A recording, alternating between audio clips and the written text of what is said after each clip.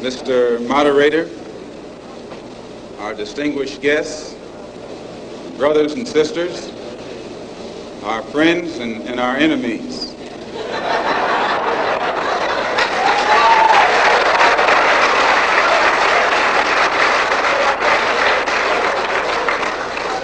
Everybody is here.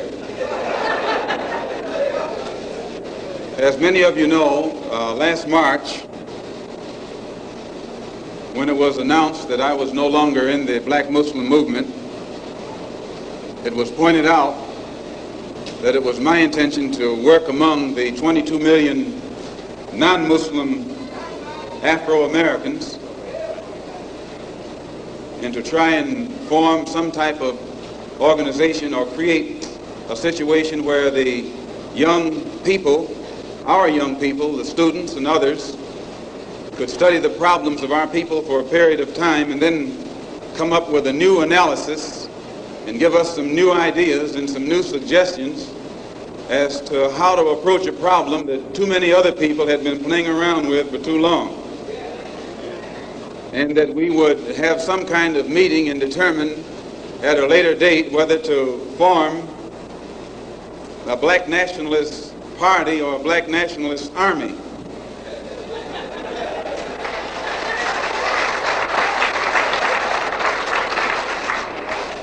There have been many of our people across the country from all walks of life who have taken it upon themselves to try and pool their ideas and to come up with some kind of solution to the problem that confronts all of our people.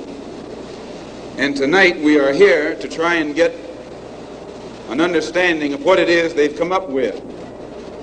Also, recently, when I was blessed to make a trip or a pilgrimage, a religious pilgrimage to the holy city of Mecca, where I met many people from all over the world, plus spent many weeks in Africa, trying to broaden my own scope and get more of an open mind to look at the problem as it actually is.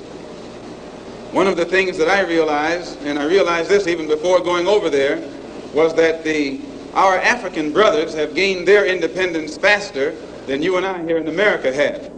They've also gained recognition and respect as human beings much faster than you and I. Just 10 years ago on the African continent, our people were colonized. They were suffering all forms of colonization, oppression, exploitation, degradation, humiliation, discrimination, and every other kind of Asian. And in a short time, they have gained more independence, more recognition, more respect as human beings than you and I have. And you and I live in a country which is supposed to be the citadel of education, freedom, justice, democracy, and all of those other pretty sounding words. So it was our intention to try and find out what was our African brothers doing to get results so that you and I could study what they had done and perhaps gain from that study or benefit from their experiences. And my traveling over there was designed to help to find out how. One of the first things that the independent African nations did was to form an organization called the Organization of African Unity.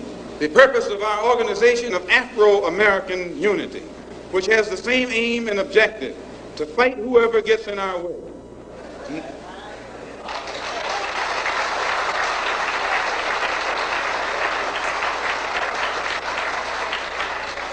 To bring about the complete independence of people of African descent here in the Western Hemisphere, and first here in the United States, and bring about the freedom of these people by any means necessary.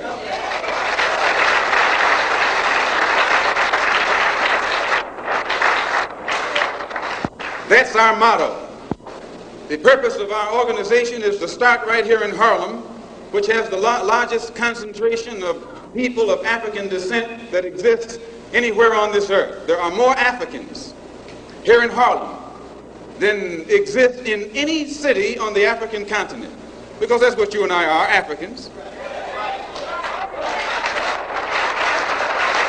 The Charter of the United Nations, the Universal Declaration of Human Rights, the Constitution of the United States, and the Bill of Rights are the principles in which we believe, and that these documents if put into practice, represent the essence of mankind's hopes and good intentions, desirous that all Afro-American people and organizations should henceforth unite so that the welfare and well-being of our people will be assured, we are resolved to reinforce the common bond of purpose between our people by submerging all of our differences and establishing non-sectarian constructive programs for human rights.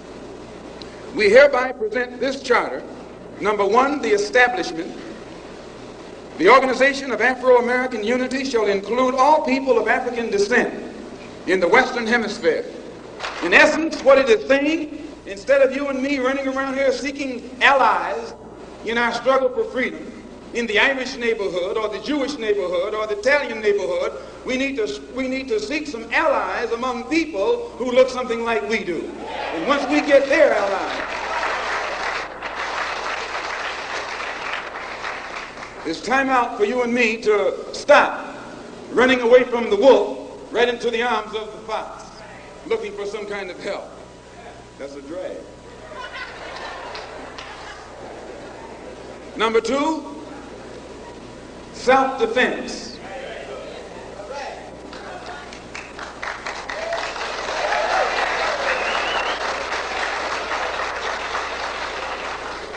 Since self-preservation is the first law of nature, we assert the Afro-Americans' right to self-defense.